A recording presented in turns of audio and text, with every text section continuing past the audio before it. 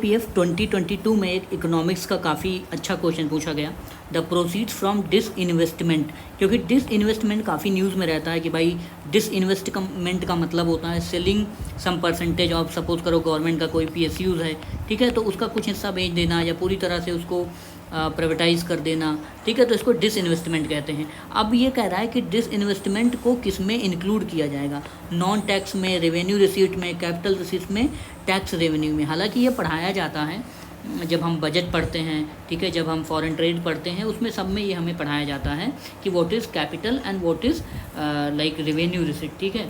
अब ये आप याद रखना कि कैपिटल रिसीट वो होती है जो या तो लाइबिलिटीज़ को क्रिएट करती है। लाइबिलिटीज़ क्रिएट कब होंगी, जब सरकार लोन ले लेगी, ठीक है, या फिर वो एसेट को डिक्रीज़ करती है। और एसेट को डिक्रीज़ कब किया जा सकता है, जब बेसिकली कोई चीज़ सरकार को बेचना पड़ा। तो इस केस में क्या हो रहा है, डिसइन्वेस्टमेंट हो रहा है। तो करेक्ट आंसर सी हो जाएगा, क्योंकि यहाँ सेलिंग ऑफ हो रही है ऑफ एसेट वैल्यू, तो एसेट कम